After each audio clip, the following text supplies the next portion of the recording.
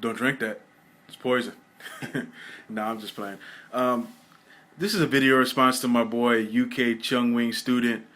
Great channel, bruh. I've been watching you for about a month now. I wish I had found you a lot sooner, but I've enjoyed your videos since I found your channel. And for those of you who are not subscribed to him, I put a link down at the bottom. And also, he's one of the featured channels on my page. So if you go to my page, you'll see all the featured channels. Couldn't fit everybody on there. There were some people I really wanted to put on, couldn't fit them on there. But these are the channels that I go to first, so go check that out if you want. This debate right here is one of those weird debates for me because I agree with the hell of a lot of what you guys are saying. And you guys all have valid points, those of you who've left me text comments and the video response from you. Great points, and this video is not to shut down any of your arguments because they are all valid. And at the same time, I still stand by how I feel about the situation, which it is weird a little bit because that doesn't happen very often. But this is how I feel about it. I was able to go back and watch my video and see what I left out and also read into this whole situation a little bit more. And what I found out was that it was $1.2 million to be exact that Bradley was offered from HBO to fight a top 10 opponent. One guy said it had to be either Devin Alexander rematch, Amir Khan, or Marcos Maidana. But I heard, as far as I know, that it had to be a top 10 opponent, any top 10 opponent. And I believe that he wanted to fight Maidana, but Maidana has some problems with his back, as far as I know, so he didn't want to take that fight right now. But it had to be a top 10 opponent for $1.2 million. And it was $1.4 billion that he was offered, plus a generous offer from Amir Khan that I commend him for, 50-50 split on the UK pay-per-view buys, which is major paper. So nothing wrong with that deal. But I want you guys to look at it like this. And when I said to put yourself in the position, like when I asked the viewers, you know, what would you do? Would you turn down $1 million in your bank account? I don't mean me and you, because we're just regular people. We're not millionaires. So, of course, we're not going to turn down $1 million. But I mean, put yourself in Bradley's shoes, in his situation, and look at it from his point of view, because we really don't know what's going on behind the scenes. You know, for all we know, Bob Arum could have his hand in this whole thing. And because we know that Arum wants Timothy Bradley, he said that he's interested in him and he wants to build him into a pay-per-view attraction because his contract is coming up. And we also know that Bradley has some problems with Gary Shaw. He feels that he's not handling his career to his satisfaction, even though I don't agree with that 100%, because Gary Shaw has given him some great opportunities, but it might not be exactly to Timothy Bradley's satisfaction as far as building him up and promoting him the way that he wants to be promoted. So there's a lot of other things that play into this whole decision that he made. But he would basically be fighting Amir Khan for $200K, the toughest fight of his career, when he could fight him later on in the year in November, because that fight was supposed to be, I think, set for July. I'm not 100% sure, but in July.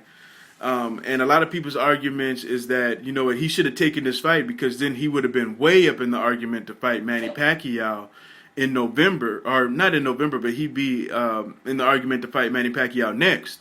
But we have to look at the timeline because Manny Pacquiao is already busy in November. He's fighting the rubber match against Marquez.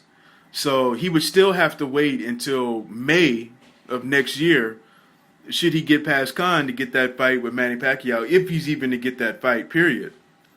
So I think all of this plays into the decision that he made, because even if he fought Amir Khan now for the $1.4 million plus a 50-50 split, he still would have to fight that other top 10 opponent that we're really not interested in seeing him fight, if it's not Maidana at least.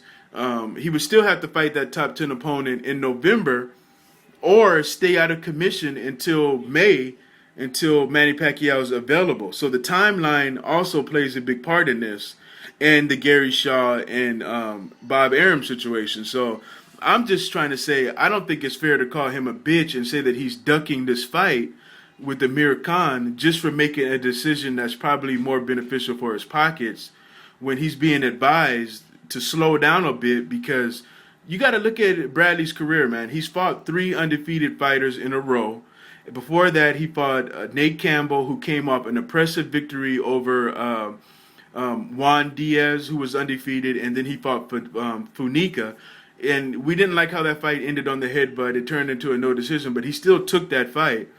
And his advisor telling him, look, slow down a little bit, take your 1.2 million against a top 10 opponent, and then the Amir Khan fight is still going to be there for you. It's not going anywhere.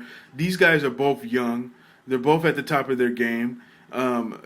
It's not like this fight is completely dead. Now, if this was a once in a lifetime opportunity, like I said, then he should go ahead and take the fight. But the fight is still going to be there regardless.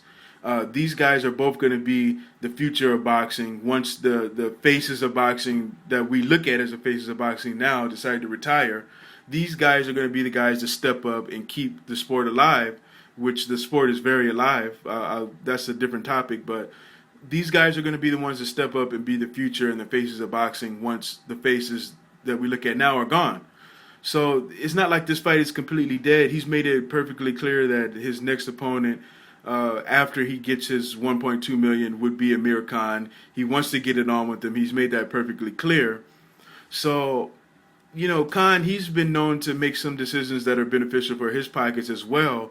So my point of my video was that it's not fair to call him a pussy for bowing out of this fight for the benefits of his pocket. That's all that I'm saying. I hate this business shit just as much as anybody else. When I came into this community, I always complained about the business decisions that a lot of these boxers make. None of us are accountants to keep track of all of the money that these guys are making. So we can't really understand why these guys make these decisions that they make. But if it works out for the benefit of themselves, then I can kind of understand his situation. I don't like it. I want to see the fight just as bad as anybody else. But at the same time, I try to understand why he made the decision that he made. And as far as the Zab Judah situation, a lot of people didn't like that I said that he was going to get knocked out by Amir Khan. I'm not convinced on Zab Judah quite yet. I hope that he can make a splash and show that he's back and that he's made the right decisions as far as moving to Vegas and stop acting like a hip-hop gangster and shit like that and focus on boxing. I hope that he can come back and make a splash, but I'm not quite convinced just yet on him. I think as far as from what I can see now, I would say that that Amir Khan has the edge over him for the simple fact that he's back with Ariza now.